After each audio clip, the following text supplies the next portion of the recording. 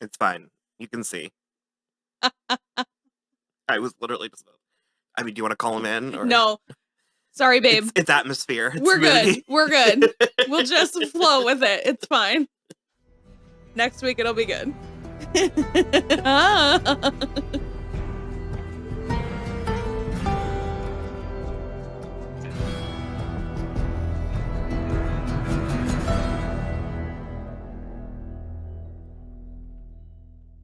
Hello, everybody. I'm Will. And I'm Kristen. And this is So I'm Watching The Last of Us, Season 1, Episode 1. When You're Lost in the Darkness.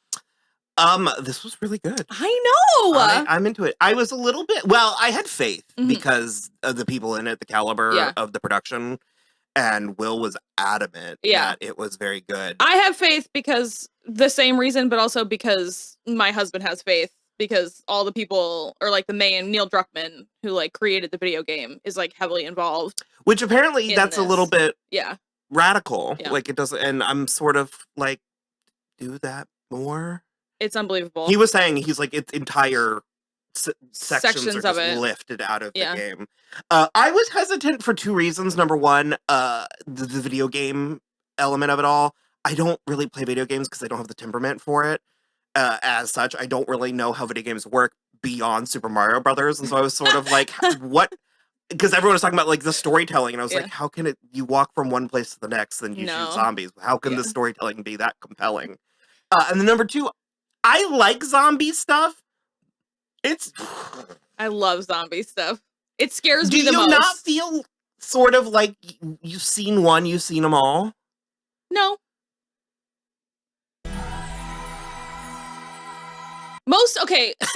Sometimes, but most of the ones that I like are like a take on it. Like 28 Days Later is like fast zombies, and I like the book World War Z, but then it's like, what's the one with Nick Holt and Teresa Palmer? Warm Bodies. That's like different. Well, so this did something interesting, which is it. In the first episode, showed the two parts I was most interested in, and skipped the shit that I was afraid it was going to be about. Yeah. I don't care about that middle part. No, I'm more interested in the starting, and then once we've got it established. That's why what I think the main issue for me with The Walking Dead was. It was too much in the middle with like nothing having been established yet. And so this is really great because we see that initial moment, and then we immediately cut 20 years into the future, and I was like, beautiful. Wonderful. No, I am really in. I will say that I do like video games a little, but not this kind of video game. So I have not played this. I know very little beyond what my husband has told me about playing it. So. I'm speaking broadly. I mean, of course, I know that there's like, if anything is cool to a group of people, it's more complex than the outsider. Of course, I like cozy farm games like Stardew Valley. So we have Pedro Pascal as Joel Miller, as engaging as ever. Oh yeah. He has a brother, Uncle Tommy, and had a daughter named what? He has a brother who the girl calls Uncle Tommy. You said brother Uncle Tommy. Okay. I'm punchy. I'm sorry. I had an Uncle Tommy, so that. Oh. Fair enough. So that it didn't even that was his name. Yeah. Like that's what we called him. No, I get it. And he had a daughter, Sarah, beautifully played by Tandaway Newton. They de-aged her.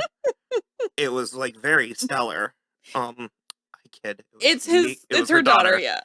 Beautiful. Yeah. And really good. Really good. We even like Dumbo was largely terrible, but we thought she was like pretty good in Dumbo, and that's like I think the biggest thing I've seen her in. I was going to make a really aggressive Nepo baby joke, but... I mean, she is one, but I know, she's but good. It doesn't bother me. Like, I was going to make a joke that way, and I was like, there's probably new people here. So, but it was, of course, giving me Zack Snyder's Dawn of the Dead flashbacks, but much more tamped down, which I appreciate and feels more befitting the year of our Lord 2023. I really thought it was very effective. I loved when Nana, because the captions just called her Nana. It did just say Nana. When she started turning while Sarah was in the foreground and Nana was just sort of like breakdancing in the background. I thought that was really cool. I think it's sort of neat. I was also sort of incessantly asking my husband questions about like the zombies. It really was. I'm sorry, I'm curious, and I want to like have enough knowledge to know what I'm looking at. No, the only reason why I don't mean to shame you. It's because you're excited. Yeah, I am excited, and you love starting a new mythos. Yes, it's like with anytime you start like a new vampire thing, it's like, okay, so what are the rules? What are so we have garlic, but things? We don't have silver. You know, like but it's fungal. They're yeah, because that opening scene too with John Hannah and the other two guys was I didn't like it. It was scary. It was super scary, but it was like so good and so interesting. And it's sort of and it also feels very relevant because of COVID. And so he very much was like, what's going to hit us is going to be what we least see coming. And it's just it's like cordyceps or something is the fungal, like the fungus that ends up doing it. And he's just like, then there's no way to fight it. So we're fucked. I'm curious. And the whole studio audience was silent as the grave. It was hysterical. I wonder if they're going to fill in backstory, like how it came, because they threw down the word Jakarta, and that I think they must. Yeah, I wonder if we're going to find out where it came from and how it went. That we usually do, like, because there's like but we don't also usually jump 20 years into the future. Well, sure, yeah. I don't know. I feel like we sort of must, because also we got a glimpse of Storm Reed in the previews for the upcoming episodes. I believe some of her stuff is set in the near past. Just because? Well, yeah, because I think she's with Ellie, but I think it's before Ellie got taken to where she is now. As opposed to now, that they're on the road. Yeah. Going to different places. I think. I'm not sure. I know very vague things about this for my husband, so I'm trying to piece it together. I can't wait for him to be editing this and texting me how wrong I am about everything I'm saying. If not him, the comments. Yeah, you know, let me have it. Will let you know.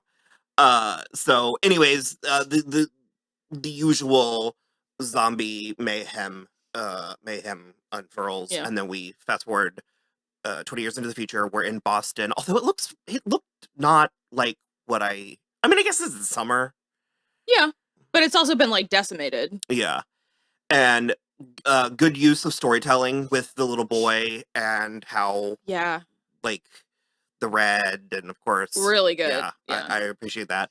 They seem to have infrastructure. There are cities. They mentioned by name a handful of cities. I wrote it down. Atlanta was they said Salem, Boston, Seattle, Atlanta, and weirdly Orlando. Oh, I mean, it's a train. Oh, yeah, it's a train thing, but and like they're working towards like Wyoming or Colorado, I think.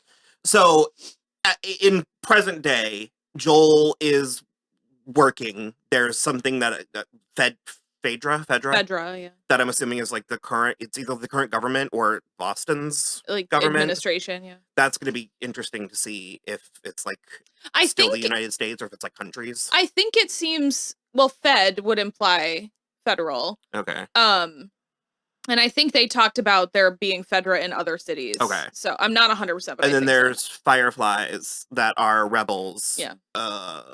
And they have a girl named Ellie/Veronica, but I think her name's Ellie. And I'm pretty sure she's immune. She was bitten. They were monitoring her. I was familiar with her from like the promo and stuff. Yeah. And I was expecting her to be more like wafy. And she's a little bit more of a spitfire than like, fuck you. But yeah, and they are trying to do something with her.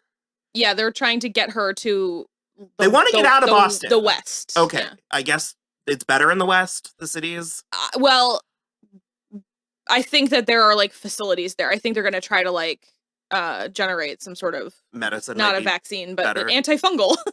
Because I know there's drugs. There's lots of there's alcohol. Yeah. And then there's sleeping and painkillers. Yeah, and they're coming from Atlanta. It seems either cigarettes or weed. Hand-rolled cigarettes, but potentially weed. Also, it was like what he gave that one guard was like hydrocodone or whatever it is. That's like, and he just was like, there was like 40 pills, so much. I was like, are we getting into repo territory? Let's not get addicted to the knife right now. Like, Paris Hilton's just thriving in this new world order, much like the current. Oh man. But Joel and it was Tess. Yes. They are presumably together, and they were trying to escape so he can look for Tommy. Yeah. Tommy disappeared like 3 weeks ago, maybe? Yeah, and that's the longest he's ever been gone without checking in. And they were using the radio. So were they also part of some sort of like... I don't think so. Not faction, like rebel faction, I don't think so. He felt very like a Rhett Butler type of character, like a blockade runner kind of thing. He was like getting people stuff from the outside, and I think Tommy is like helping with that. So I don't think they're associated with Fedra, but I don't think they're associated with the Fireflies. I think they're like a third different thing. Mm-hmm. Well, it seemed like he had a pass with Marlene, who was the seemingly de facto leader. Yeah. Merle Dandridge. Just talk about a tall drink of water. She's beautiful. I'm not impressed with Firefly. I get the sense that they did really a bad job in this episode. we meet like 4 or 5 total, maybe even 6 of them total, and then there's like a bunch others walking around, and literally the minute Joel and Tess get there, they are all dead except for Merle and her right-hand man, and I'm just like... Down an ear. Who is also, yes, down an ear. And she is bleeding from a gut wound. I get the sense that they're meant to be like the good guys, like the rebels and stuff, but all of their like weird inspirational messages sprawled in blood on the city walls and stuff. Here's the thing too, because in every other zombie property that I've ever seen, the things sprawled on the wall are like, pray for absolution. And it's like... There was an altercation with it trying to buy a battery so they could get like a caravan or something, and seemingly it's Mad Max Fury Road in between the cities. Kind of, yeah. Because he said something about slavers and all kinds of... raiders and all kinds of stuff in between. So, because the guy that runs the radio was trying to like reassure Joel that like Tommy's probably fine. Like, I'm sure he's fine. And then he goes, okay, well, I'm going to go after and look for him. And he's like, Joel, you can't do that. Oh my You'll God. never survive. Danger. And he's like, oh, but Tommy's fine.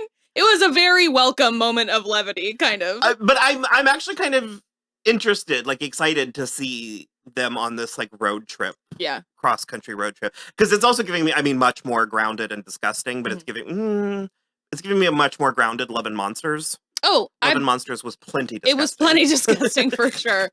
Yeah, I am also very excited about That's a little bit more my flavor of Yeah. Love and Monsters, but no, I think it's interesting. We saw in the preview, we could see there were still sort of like places like suburbs, houses, and then farms, and then cities, and I don't know. I find that very interesting, and it's actually one of my favorite genres, like subgenres of YouTube videos, is to watch like what would happen in the apocalypse, and they talked about how like, you know, obviously large swaths of society would collapse, right? But they're like, there's a handful of places that could fortify and maintain probably wealthy and like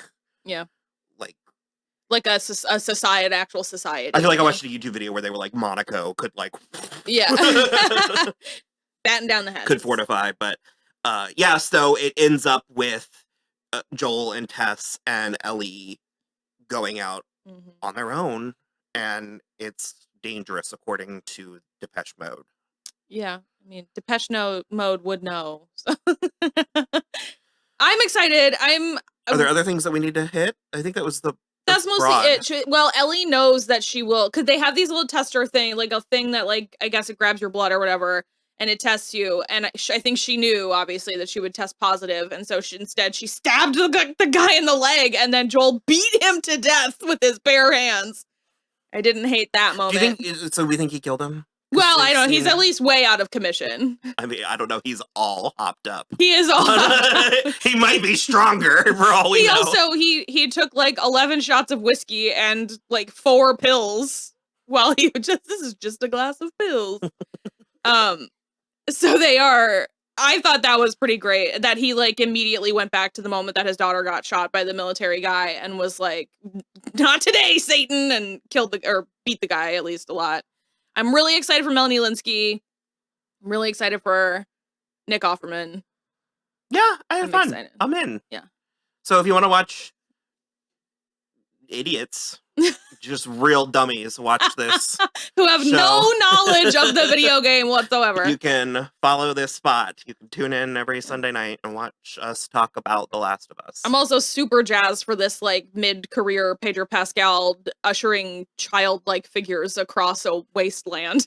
It's very fun for me. If it ain't broke. If it ain't broke.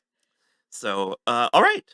Well, please like and subscribe. Yep. Website, Patreon, Venmo, all that stuff. And let us know how wrong we are, because even though Don't. you will be super angry at us, it will only make us happier to know that the algorithm is putting us in other people's feeds.